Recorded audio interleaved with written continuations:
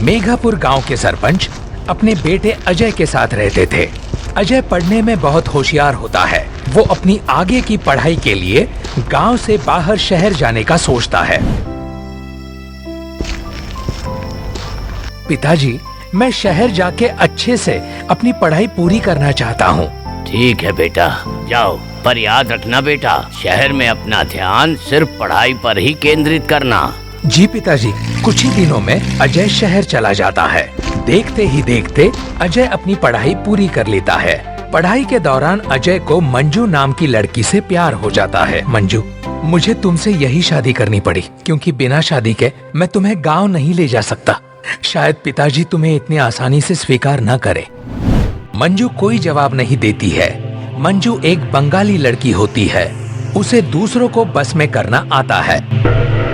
उसने अजय को भी अपने प्यार के जाल में फंसाया होता है। कुछ ही दिनों में अजय मंजू को लेके अपने गांव पहुंचता है। बेटे को देखकर, अजय, तू आ गया बेटे, अब मैं तुझे कहीं और नहीं जाने दूंगा। बेटा, ये कौन है? मंजू सरपंच जी के पैर छूने लगती है। अरे, कौन हो तुम? मेरे पैर क्यों छू रही हो? मंजू कोई जवाब नहीं देती है। पिताजी, ये मंजू है, आपकी बहू।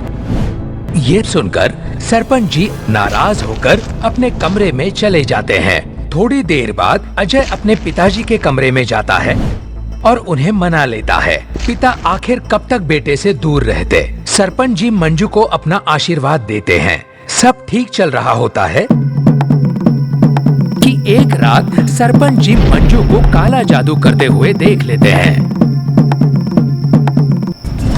ये तुम क्या कर रही हो बहू? अच्छा, तो बुढ़े, तूने मुझे ऐसा करते हुए आखिर देख ही लिया। कोई नहीं, मैं अपनी शैतान देवता को खुश कर रही हूँ। उसके लिए मुझे किसी की बलि देनी है। तू यहाँ आ गया और मेरा काम आसान कर दिया। अब तेरी ही बलि दे देती हूँ।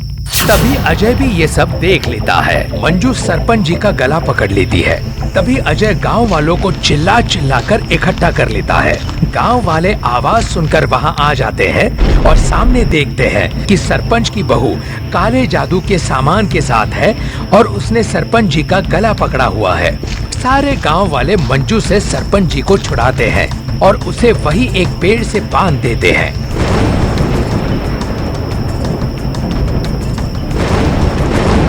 तभी जोर से बारिश होने लगती है।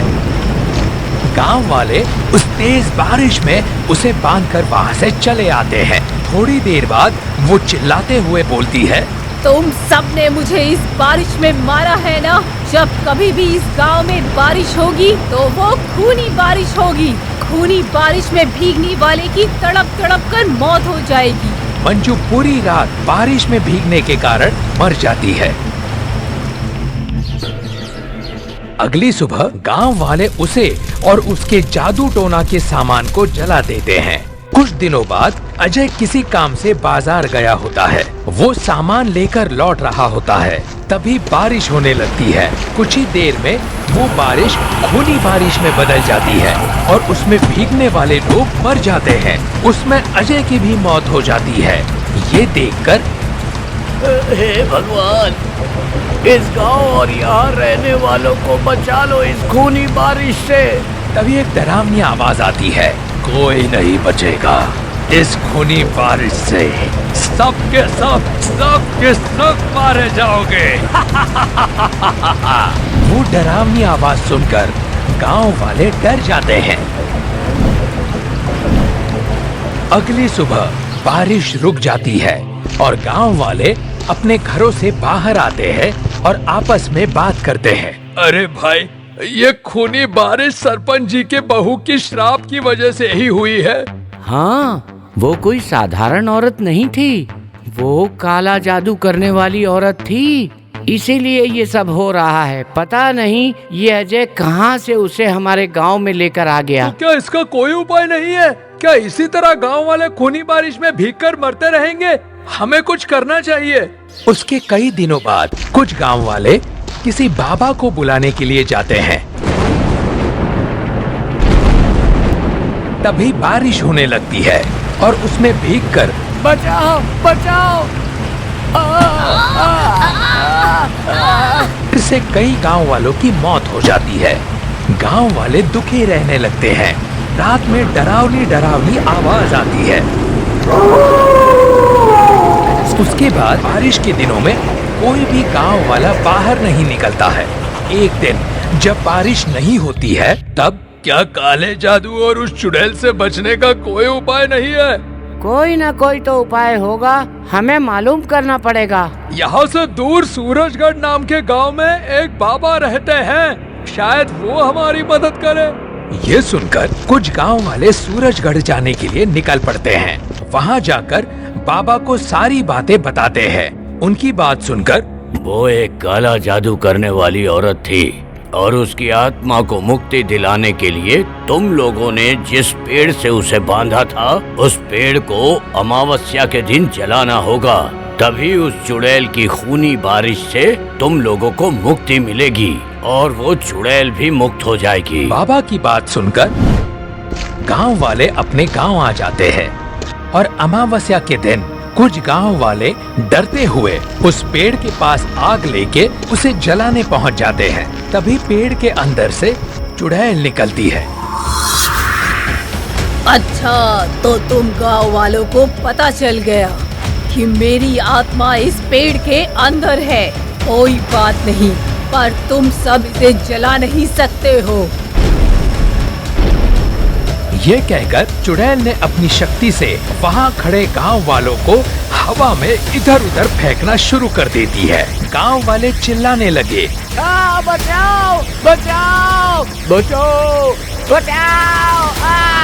तभी जोर से बादल गरजने लगते हैं।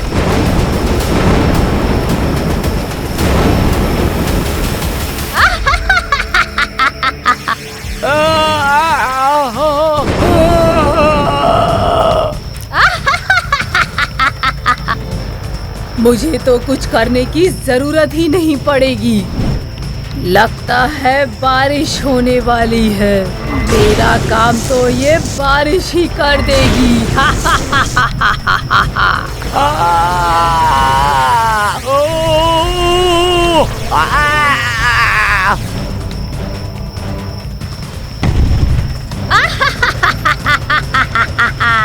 गांव वाले डरने लगते हैं कि कहीं बारिश न हो जाए।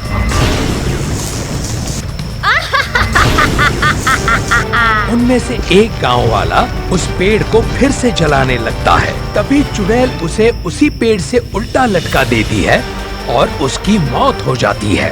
थोड़ी ही देर में बारिश होने लगती है और चुड़ैल हंसते हुए उस पेड़ के अंदर चली जाती है। गांव वाले बारिश से बचने के लिए भागने लगते हैं। कुछ गांव वाले भागते हुए बारिश में भीग जाते हैं। बचाओ बचाओ, और उनकी मौत हो जाती है। ये देखकर गांव वाले बहुत डर जाते हैं। उन सभी ने अब सारी उम्मीदें छोड़ दी। उसके कुछ दिनों बाद अमर नाम का एक लड़का उनके गांव आता है और वो गांव वालों से सरपंच जी का पता पूछ रहा होता है। क्या आप मुझे सरपंच जी के घर का पता बता सकते हो? बोलो। हाँ, जरूर बताएंगे। पर तुम हो कौन? इससे पहले तो तुम्हें कभी गांव में नहीं देखा। मेरी दीदी इस गांव के सरपंच की बहू है। वो बहुत समय से घर नहीं आई। अब तो वो फोन भी नहीं उठाती है। शादी के बाद मेरी उससे एक बार बात हुई थी तो उसने मुझे यहाँ का पता दिया था। अच्छा, तो तुम मंजू बिटिया के भाई हो। चलो, मैं तुम्हें उनके घर ले चलता हूँ। गांव वाला चुड़ैल के भाई को सरपंच जी के घर पर ले जाता है। फिर सरपंच जी को अकेले में एक बात कहता है। सरपंच जी, चुड़ैल का भाई आया है। मुझे लगता है चुड़ैल की खूनी बारिश से गांव वालों को बचाने का रास्ता हमको मिल गया है। वो कैसे? 2 दिन बाद अमावस्या है, तब तक हम इसे किसी भी तरह यहाँ रोक कर रखते हैं। 2 दिन बाद रात को हम वो मनहूस पेड़ को जलाने के लिए जाएंगे। जैसे ही चुड़ैल हम पर आक्रमण करेगी तब हम उसके भाई को आगे धर देंगे और उसके भाई की जान के बदले चुड़ैल से हमारा गांव छोड़ने का वायदा ले लेंगे। 2 दिन बाद बारिश का मौसम होने लगता है। अमर को ये पता नहीं होता है कि वहाँ खूनी बारिश होती है। वो बारिश देखकर खुश हो जाता है और उसमें भीगने लगता है और तभी खून की बारिश होने लगती है। ये कैसी बारिश है? बचाओ बचाओ, मुझे कोई इस खूनी बारिश से बचाओ। दीदी दीदी तुम कहाँ हो? बचाओ इस बारिश से, नहीं तो तुम्हारा भाई मर जाएगा। आवाज सुनकर चुड़ैल पेड़ के बाहर निकलती है। अरे ये तो अमर की आवाज लग रही है, मुझे उसे इस खूनी बारिश से बचाना होगा। चुड़ैल बिना कुछ सोचे उस बारिश में निकल जाती है और बारिश की बूंदें पड़ते ही उसका शरीर जलने लगता है। बचाओ, मुझे बचाओ। वो और उसका भाई दोनों उस बारिश में मर जाते हैं और चुड़ैल की आत्मा उस गांव को हमेशा के लिए छोड़कर चली जाती है। थोड़ी देर बाद हमें कुछ करने की जरूरत ही नहीं पड़ी, उसे अपने कर्मों का फल खुद ही मिल गया। अब हमारा गांव उस चुड़ैल और खूनी बारिश से मुक्त हो गया।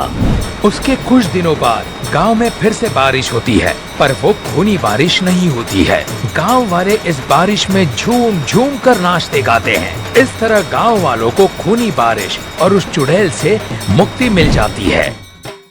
आपको हमारा ये वीडियो पसंद आया हो तो प्लीज हमारे चैनल को सब्सक्राइब कीजिए और हाँ, वीडियो को लाइक और शेयर करना मत भूलना। धन्यवाद।